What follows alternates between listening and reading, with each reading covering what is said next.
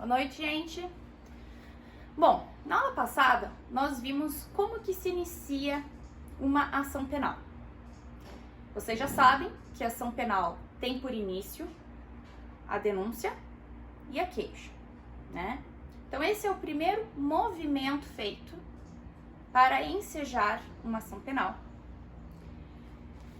Para isso, para que essa denúncia ou queixa ela possa vir a ser aceita, né? O juiz deve analisar alguns elementos. Então, primeiro, deve-se analisar se essa denúncia ou queixa preenche os seus requisitos formais previstos no artigo 41. Se não tiver, essa denúncia ela é considerada inepta, ou seja, que não atende aos requisitos do artigo 41. Depois disso, o juízo deve analisar o quê? Os pressupostos processuais e as condições da ação. Ou seja, se tem legitimidade de parte, né? Se não há nenhuma causa impeditiva, por exemplo, não tem nenhum marco, não tem nenhuma prescrição, decadência, né? E por fim, é necessário que a justa causa. O que é justa causa? Justa causa são aqueles elementos mínimos acerca da autoria e materialidade, elementos probatórios. Lógico que aqui não se exige uma cognição absoluta, uma cognição exauriente, né? Porque a instrução mesmo, ela é durante, por exemplo, em fase de audiência. Então, haverá a fase de audiência, onde serão produzidas as provas perante o juízo, né? Mas aqui são elementos mínimos que embasam essa denúncia ou essa queixa, tá?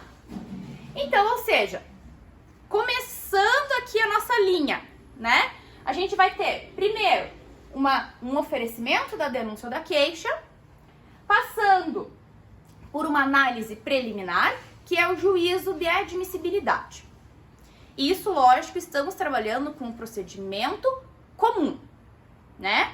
Vocês já sabem também que o procedimento comum, ele pode ser ordinário, sumário ou sumaríssimo, a depender da pena, né? Então, considerando o procedimento comum, que é a maior parte dos casos, né? Oferecida a denúncia ou queixa, o juiz passará por uma análise preliminar, ou seja, um juízo de admissibilidade, tá?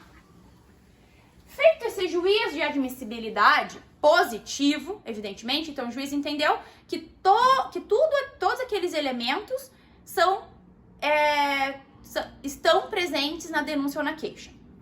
A partir disso, é preciso o quê? Citar o acusado ou acusada para que ofereça resposta à acusação. É o sentido do processo. Se vocês forem analisar, cada fase, em cada ato, né, tem uma ligação com o outro. Foi oferecida a denúncia, qual é o próximo passo? Saber se ela tem embasamento a ensejar uma ação penal. A ensejar ali aquele caminho em que o sujeito vai ficar submetido ao processo penal.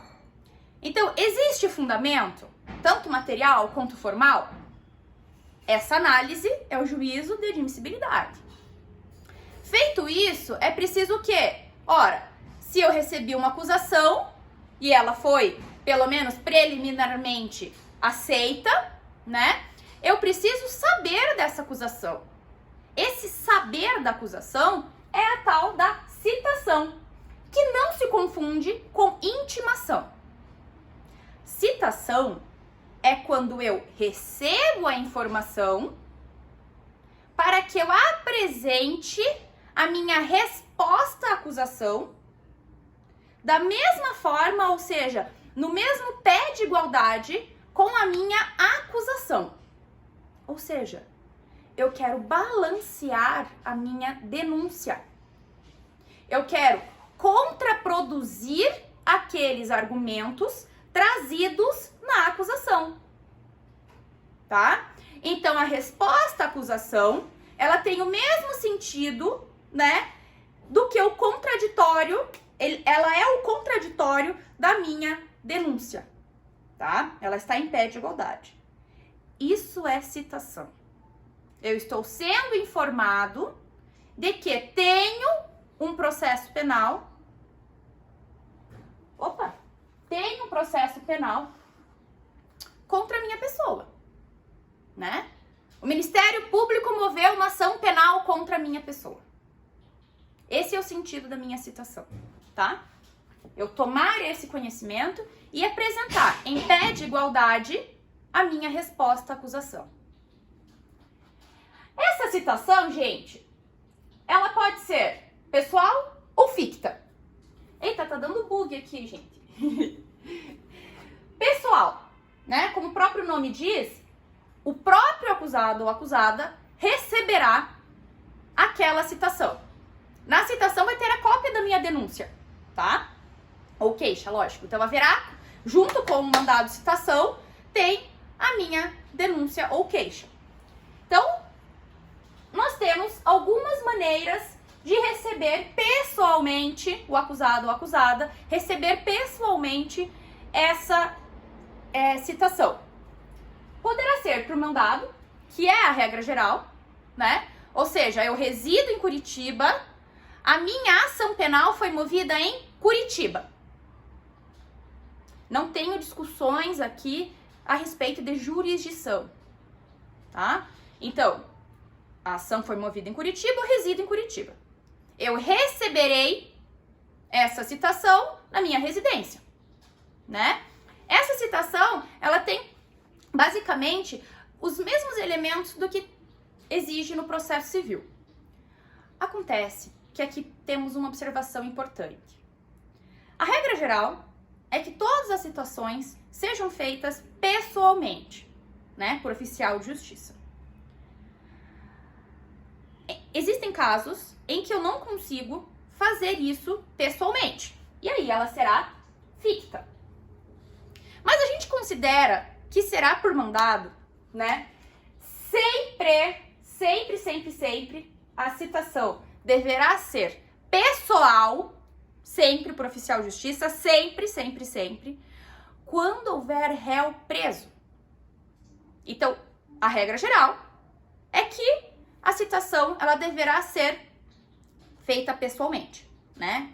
A citação deve ser feita pessoalmente, na pessoa do próprio acusado. Não basta o advogado. Por exemplo, o advogado já existe ali no inquérito, então eu cito o advogado, eu intimo o advogado para que o réu seja citado. Não, isso não é permitido, tá? Isso não é permitido. A citação é um ato importantíssimo, é o ato que vai inaugurar o conhecimento do acusado a respeito de um processo penal, né? A respeito daquele processo penal que foi movida uma ação penal contra ele. Então, é um momento extremamente importante. Eu não posso subsidiar isso ao advogado. Então, voltando.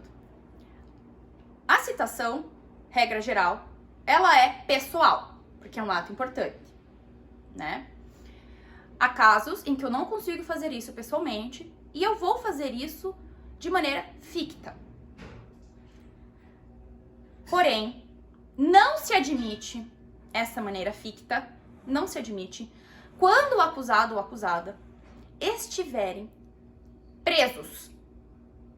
Então, quando os acusados ou acusado, enfim, estiverem sob a custódia do Estado, estiverem presos preventivamente, né, ou temporariamente, enfim, não importa a modalidade de prisão cautelar, mas que eles estiverem presos, tá, não será possível a citação ficta, apenas pessoal, tá? E nessa pessoal, gente, ela pode acontecer por carta precatória, que é quando o juiz remete uma carta precatória a outro juízo. Por exemplo, a minha ação penal, ela foi oferecida em Curitiba. Eu resido em Balneário Camboriú, né? Então, o juízo de Curitiba vai mandar uma carta precatória para que eu, em Camboriú, seja citado, tá? Então, vocês sabem que carta precatória é quando um juízo manda a outro, né? E a carta rogatória é quando o acusado ou acusada residem fora do país, tá? Mesma lógica da carta precatória, a diferença do país. E a ficta? A ficta, ela pode ser de duas modalidades, por edital ou por hora certa. Vou começar falando da hora certa, tá? A hora certa, eu necessito de indícios, até mais do que indícios, né? De que o sujeito, ou eu ia falar a sujeita, de que o sujeito está se ocultando, tá? Então, a pessoa está se ocultando. Como que eu vou saber se ele está se ocultando? Foi na primeira vez que o oficial de justiça foi na casa dele e a pessoa estava, enfim, se ocultando. Ele viu o bonezinho ali e falou, tá se escondendo, né?